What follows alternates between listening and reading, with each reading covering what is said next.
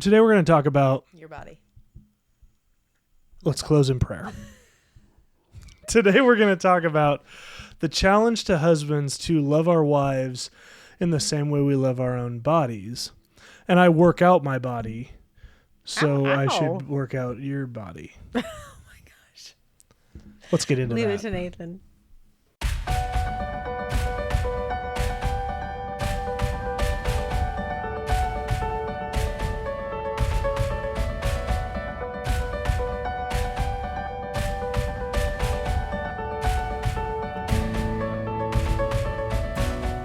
Before we jump into today's episode, we just wanted to share a few things with you. First, we'd like you to like this episode and then subscribe to our podcast. If you're doing that on YouTube, also hit the bell notification so that you know when we post anything new. And then share this with somebody that you feel like this would be beneficial for. That's right. If you would like to support our show further, we would welcome that. You are welcome to do that at anchor.fm/marriagebydesign to check out your options for supporting the program financially. Otherwise, guys, the links to our social media are always in the description of every video, so feel free to check those out there. And now, let's get to the show. Hey, everybody. I'm Andrea Warnock. I'm Nathan Warnock. And you've joined us for Marriage Monday on the Marriage by Design podcast. And this is a time where we get to talk to you about God's design for marriage, what God has to say about marriage in the Bible, and then how we live that out practically. Right. So a big part of starting here in season 3, which is the season you're catching us on right now, which as a side note means there is season 1 and 2 available on YouTube or on Apple Podcast or any of the podcasting locations. So I'd love to have you check those out. But in season 3, we've started going through just passages of the Bible that talk about marriage and really trying to put together the theology of marriage. Because as the channel might indicate, we believe that there was a design for marriage and there was a creator God who designed that institution of marriage, and that it's our job as the creation, as part of our worship of the Creator, to figure out what is his design for marriage and then align our viewpoint on marriage with his.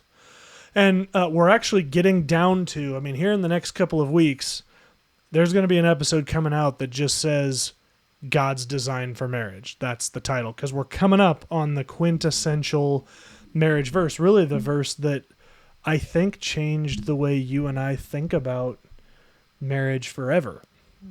And so we're looking forward to that. But we are a couple verses up ahead of that right now in Ephesians 5. And the last couple of weeks we had been studying, there's really 2 charges that Paul gives to husbands in Ephesians 5, starting in verse 25, and it's going to go all the way through verse 31 into 32. And today we're on verse 28. So the first of those charges is found in 25, and it says, "Husbands, love your wives as Christ loved the church." So we're called to love our wives in the same fashion as, or analogous to, the way that Christ loved the church. And we've really spent a couple of weeks, I think at least 2, if not 3 weeks, really thinking about what does that mean for us as husbands. Well, now today we're going to move to the second of these charges. And verse 28 in its entirety says, "In the same way, husbands should love their wives as their own bodies.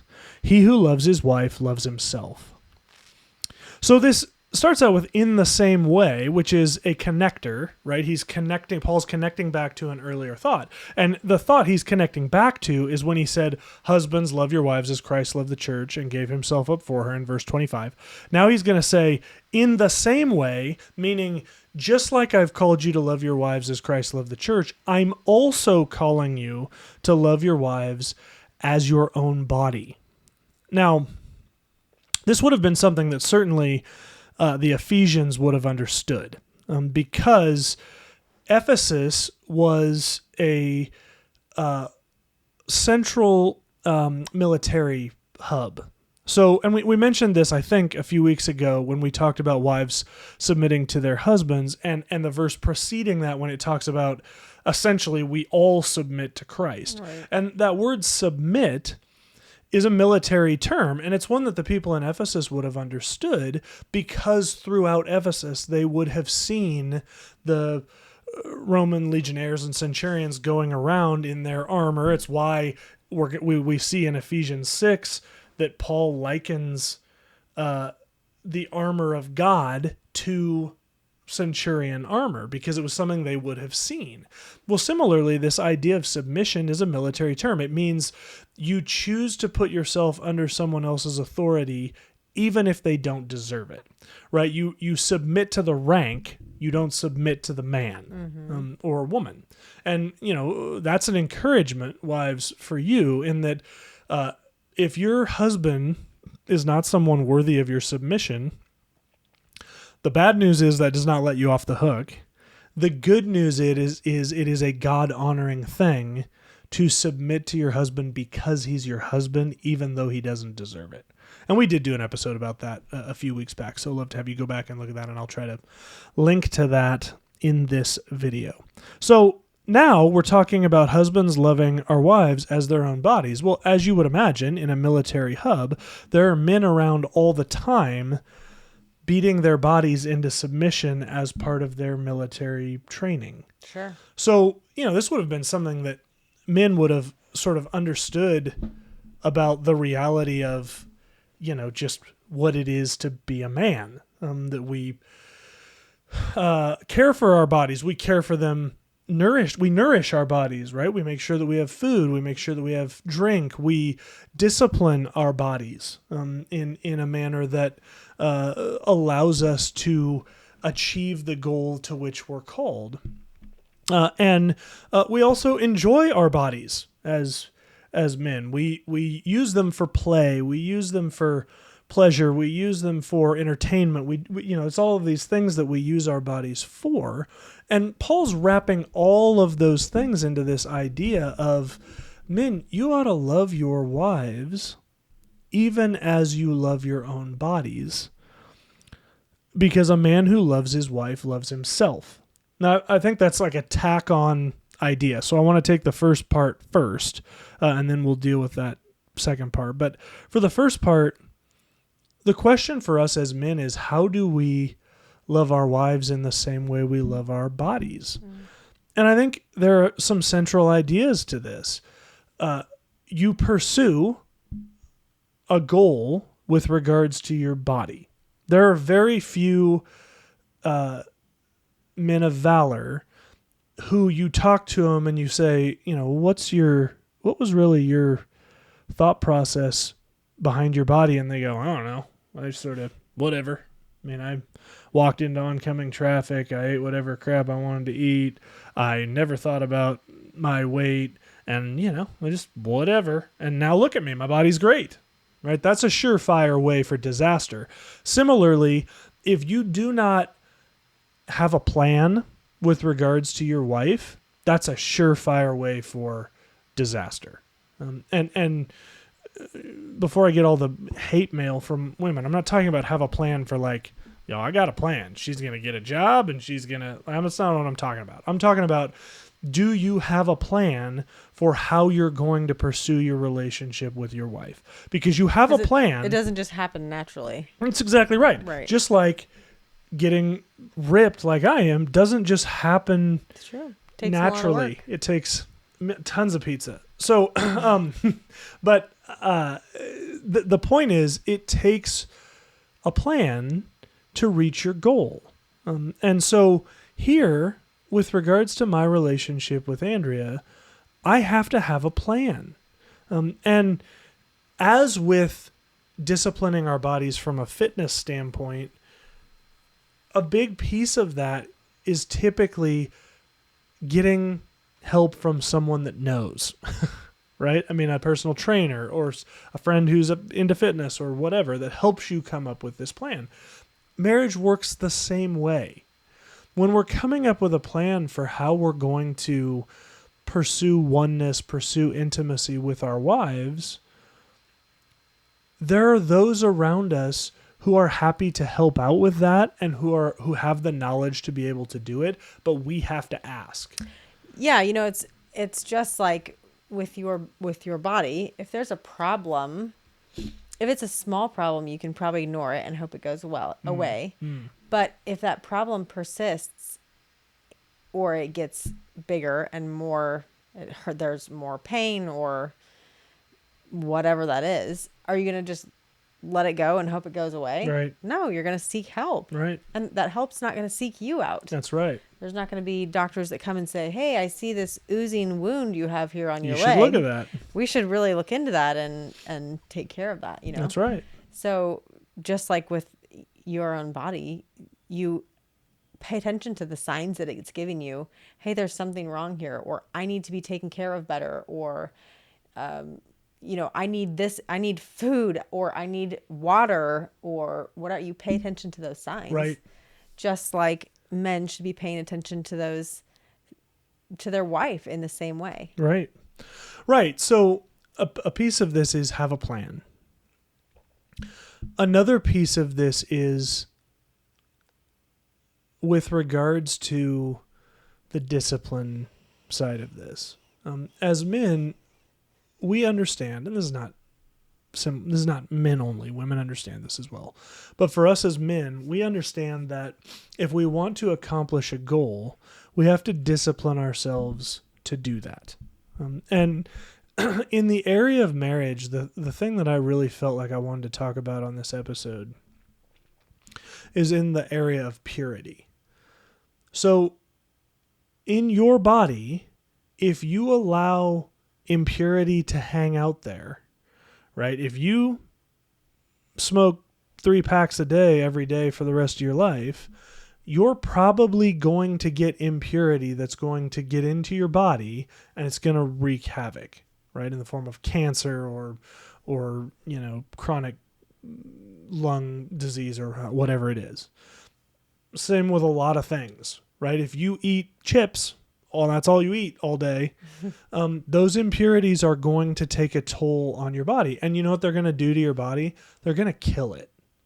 All these impurities kill our bodies, and we know that, right? I mean, we know, like, hey, I need to be careful not to be eating a ton of carcinogens, right? That's like all the rage, right? What is a cancer-causing thing? Stop eating those things, right? And so Like for us, we recognize... sausage. Okay. And lunch meat, which Nathan likes to eat a lot of. Right. So, right.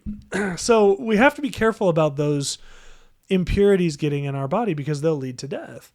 In the same way, if we don't prioritize purity in our marriages, it will kill your wife. It will kill your marriage. And I don't necessarily mean kill her physically, but it will kill her emotionally. And it will kill her sexually and kill her, damage her spiritually, if not kill her spiritually. The impurities that creep into our marriage must be guarded against, and more often than not, and overwhelmingly more often than not, those impurities are getting introduced into our marriage by men. And I'm talking about the things you're looking at online. I'm talking about, as the Bible teaches, having a covenant with your eyes, right? Meaning I have bound my eyes in a covenant to the Lord that I will not look at impure things. Militantly. That means when I'm driving down the street and that I see that girl jog by, look, as some friends of mine have said, the first look's on God, because how you supposed to know that girl was coming around the corner? The second look's on you. And that's where the covenant eyes piece comes in. Because there are temptations all about for those of us guys, typically, who struggle with the physical, seeing the physical. And all of the traps that can lead us into. And when we allow those impurities into our marriage, it operates just the way as if we let those impurities into our body. It will kill the trust, the intimacy, the safety and security of your marriage. Really the same way that like finding a lump in your body destroys the security of your health, Health, right? yep. And we've all been in a situation, I'm sure, where you can think about how scary that is, whether it was you or a friend or a parent. Don't let that into your marriage, because it will turn your marriage upside down.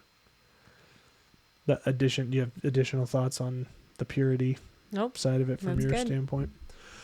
Then the last piece of it that I wanted to talk about is with regards to, as guys, we don't neglect the pleasure side of our bodies. And what I mean by that is using our bodies for pleasure.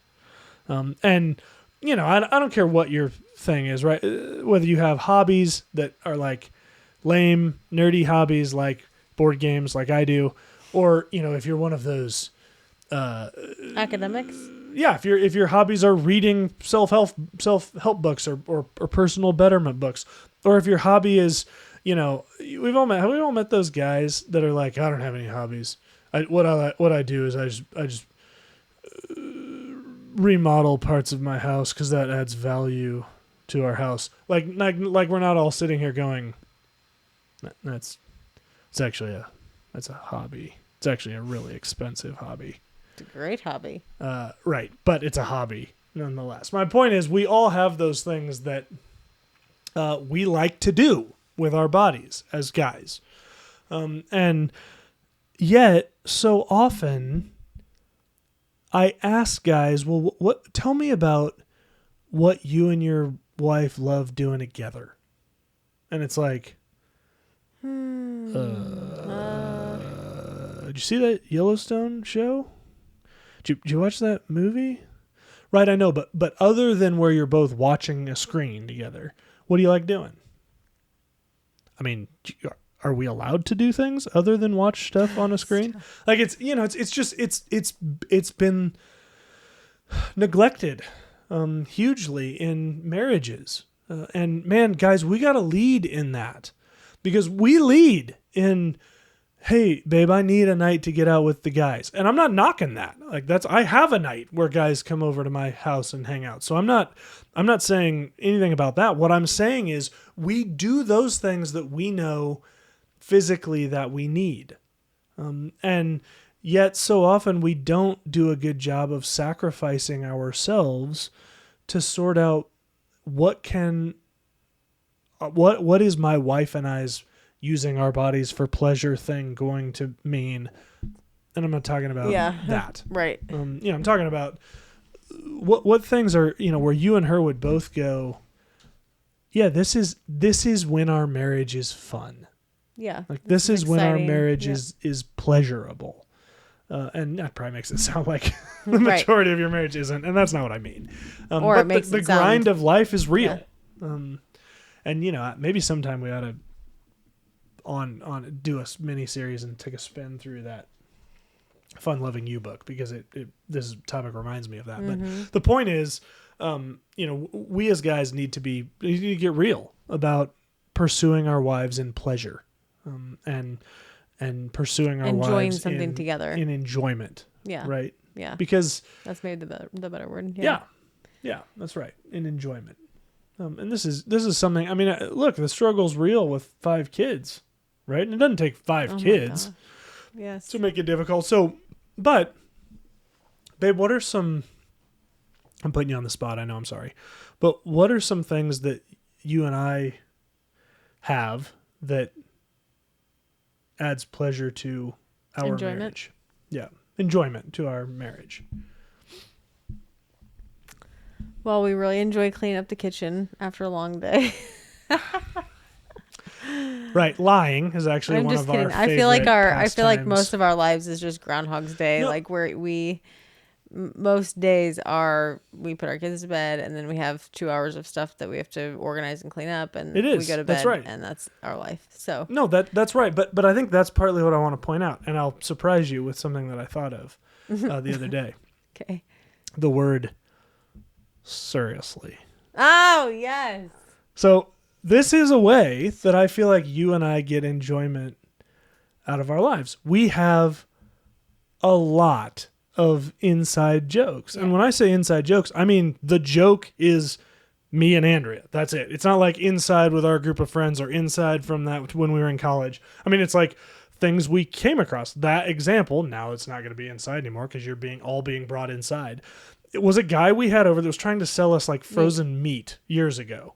Was it seriously? And he kept saying, I don't think that was the word. I'm pretty sure it was. But anyway, he kept saying something that sounded like he had marbles in his mouth. Right. And yeah. And it was funny. We laughed and we used the word for a long, long time. And that's just kind of been an inside joke for us. Now, is that like a big trip to the Bahamas? No.